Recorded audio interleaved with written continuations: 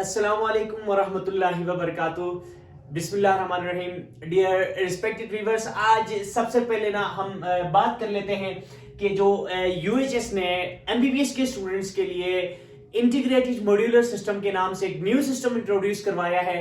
आज सबसे पहले हम बात कर लेते हैं कि वह ये सिस्टम क्या है और किस तरह से जो है ना इसमें जो हर एक मॉड्यूल की जो टेस्ट होगी, ब्लॉक टेस्ट होगी और फिर फाइनल प्रूफ होगी, यानी ये जो एग्जामिनेशन स्टेजेस है ना, इनकी क्या इंपॉर्टेंस है और ये किस तरह के होंगे और कितने मार्क्स के होंगे, ये सारी चीजें डिस्कस करेंगे। और इंशाल्लाह हम फिर इंटीग्रेशन ऑफ सब्जेक्ट्स को भी डिस्कस करेंगे, ठीक है। और इसके अलावा इसकी जो है ना क्लिनिकल इंपॉर्टेंस, सारी चीजें जो है ना हम डिस्कस करेंगे। अब चूंकि ये बहुत बड़ा ब्रॉड टॉपिक है और ये सारी चीजें की वीडियो में मुश्किल है डिस्कस होना, तो फिर जहां तक हो सके हम कर लेते हैं, ठीक है। सबसे पहले बात कर लेते हैं कि जो इंटीग्रेटेड मॉड्यूलर सिस्टम है। अब ये जो मॉड्यूलर सिस्टम में ना हमारी जो मेन फोकस है ना वो एग्जाम, ठीक है।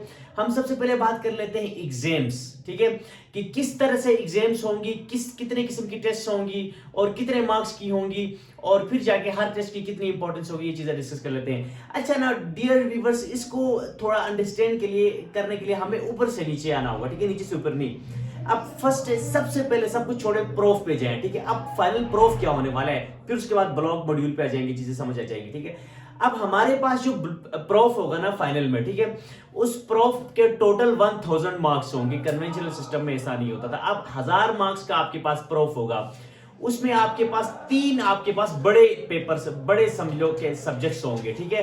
वो कौन कौन से होंगे?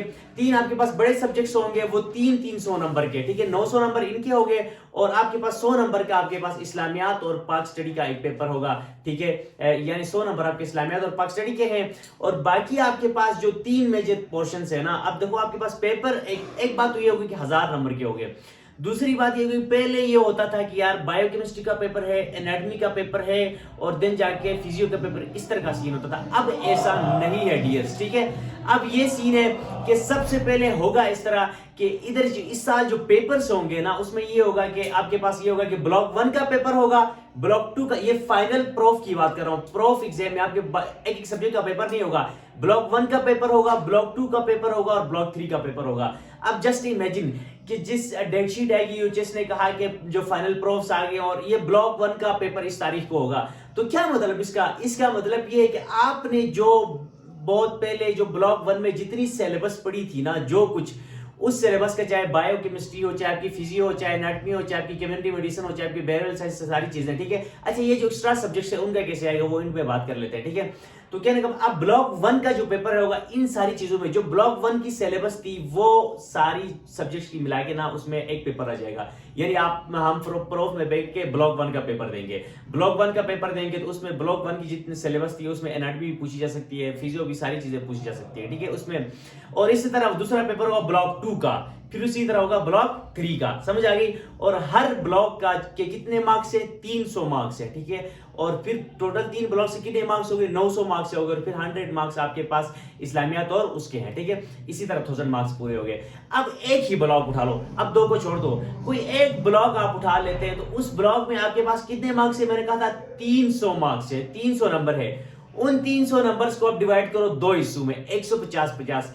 अब 150 नंबर आपकी थ्योरी के हैं, ठीक है। अब एक ब्लॉक के जो 150 नंबर है वो किसके हैं? थ्योरी के नंबर हैं। और बाकी 150 में आपके पास वाइवा, आपकी ओएसपी, ओएसकी वगैरह आपके पास चीजें आ जाएंगी, ठीक है।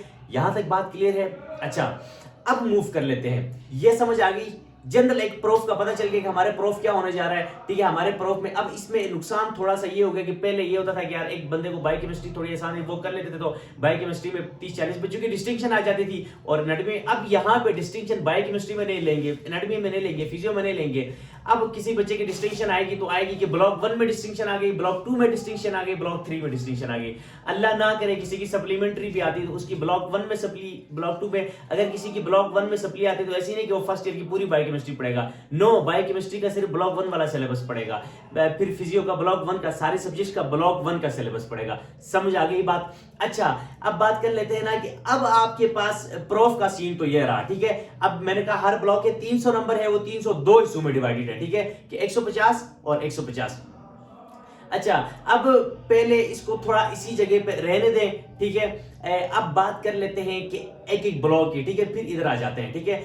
अब हर ब्लॉक का जो पेपर होगा ना, 3 ब्लॉक होंगे, सेम आपकी अपनी यूनिवर्सिटी या कॉलेज जो भी है वही पेपर लेगा, लेकिन उसी पैटर्न से लेगा जैसे आपने की यूएचएस ने लेना है आपकी प्रोफ में। तो इसका मतलब हिसाब से आप ये प्री प्रोफेशनल एग्जाम है, आपका जो प्रोफ है उससे एक प्री पेपर है, यानी अभी कुछ दिनों बाद हमारा पहला ब्लॉक का पेपर होगा, ठीक है, पहला ब्लॉक, क्योंकि बहुत ज्यादा करीब है। अब जो पहला ब्लॉक का पेपर होगा ना, वो आपके पास 300 मार्क्स का, जिस तरह फाइनल का पेपर होता है उसी तरह का एक पेपर होगा, और यही सिलेबस का हम फाइनल में भी जाके प्रोफ में भी एक पेपर देंगे। समझ आ गई? ठीक है, इसी तरह तीनों ब्लॉक्स का यही सेम सिलेबस से पेपर होगा। अच्छा, इंपॉर्टेंस क्या चीज है, इसकी इंपॉर्टेंस कितनी है फाइनल में एक एक ब्लॉक की, ठीक है। अच्छा, ये बताता हूं, अब इंपॉर्टेंस समझने के लिए फिर वहां आ जाए जिसको 150 को 2 हिस्सों में डिवाइड किया था, कि 150 की आपके पास थ्योरी थी, 150 की आपके पास प्रैक्टिकल थी, ठीक है। अब होगा ये कि जो यूएचएस से पेपर बन के आएगा, ठीक है, थ्योरी में से, वो 120 नंबर का बन के आएगा, 150 का नहीं बनेगा। 30 नंबर इधर से साइड कर दो, ठीक है। और आपके पास जो ओएसपी ओएस की और फिर उसके बाद स्ट्रक्चरल वाइवा वगैरह, जो स्ट्रक्चरल वाइवा वगैरह होंगे ना, आपके फाइनल प्रूफ की बात कर रहा हूं, वो भी 120 के होंगे। 30 उधर से उठाओ, 150 ये वाले 150 से, और 30 इन 150 से उठाओ, तो आपके पास 60 ये अलग हो गए, और इधर आपके पास 240 का हो गया। यानी आपकी थ्योरी 120 का यूएचएस ने पेपर बना के भेजा था, 120 का आपके कॉलेज में आपके पास जो है ना इंटरनल जो आपके पास क्या नाम है वाइवा और ओएसपीएस की वगैरह के थे, तो 240 ही हो गए। अब 60 नंबर का आ गए। यस माय डियर्स, ये 60 आपका हर ब्लॉक से आना है। फॉर एग्जांपल, अब कोई स्टूडेंट दे रहा है कि फाइनल प्रूफ का ब्लॉक 1 का पेपर दे रहा है, तो उसके पास जो 300 में से वो फेस करेगा 240 मार्क्स को फेस करेगा।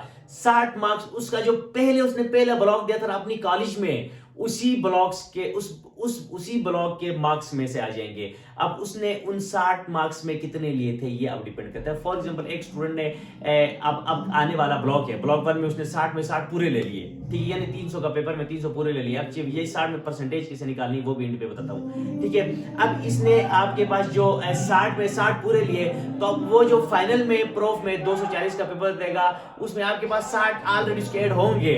अब रिमेनिंग अगर वो कोई 190 सिर्फ 90 मार्क्स भी लाता है तो 150 से वो पास हो जाएगा, ठीक है। तो समझ आ गई, बात क्लियर है? अच्छा, अब देखें, अब होगा ये कि यूएचएस ने कहा कि 20% ऐड होगा, तो 300 का 20% होता है 60%। अब कोई सब फिक्स 60 नहीं लाते ना, अब कैसे ऐड करेंगे कि मेरे प्रूफ में कितने हुए? आप ऐसा करें कि आपके ब्लॉक में जितने भी मार्क्स आ गए ना, उनकी परसेंटेज 20% निकाले। फॉर एग्जांपल, किसी स्टूडेंट ने अब आने वाले ब्लॉक में 300 में से उसने 200 नंबर ले लिए, तो 200 का 20% निकालो तो कितने बन जाते हैं? 40 बन जाते हैं। तो इसका मतलब आपने वो फाइनल वाले 60 में से 40 ले लिए, यानी इधर से आपके 40 फाइनल में ऐड हो गए, ठीक है, समझ आ गई? तो यानी 60 मार्क्स का ये जो हमारे पास एक एक ब्लॉक आ रहा है, वो पूरा 60 मार्क्स का ब्लॉक आ रहा है, ठीक है। हमारी फाइनल में 60 इधर से ऐड होंगे, और 240 तो जो है ना वहां के पहले वाले ही होंगे। ये कुछ जनरल बातें थी आप हमारे पेपर के रिलेटेड, और ये तीनों ब्लॉक्स का यही सेम सिचुएशन रहेगा, ठीक है। आई होप आपको चीजें समझ आ गई होंगी, ठीक है। इसके अलावा हम बात कर लेते हैं कि जो दूसरे सब्जेक्ट्स हैं उनके एमसीक्यूज आएंगे, ठीक है। अच्छा, इससे पहले एक बात करूं कि बहुत सारे स्टूडेंट्स इस चीज की भी परेशान होते हैं कि अटेंडेंस का जो अप टू नाउ जो अपडेट है यूजीसी की तरफ से, उसमें ये है कि अटेंडेंस का उन्होंने कोई खास स्पेसिफिक असेसमेंट नहीं रखी। उन्होंने ये रखी कि जिस बच्चे की 75% से कम होती है तो उसकी फिर वो पेपर देने के लिए एलिजिबल ही नहीं होगा, ठीक है। फॉर एग्जाम्पल, किसी स्टूडेंट के ब्लॉक 1 के दौरान उसकी अटेंडेंस 75% से कम थी, तो अब वो ब्लॉक 1 का पेपर नहीं दे पाएगा। समझ आ गई? तो अटेंडेंस की ये उन्होंने इंपॉर्टेंस रखी है।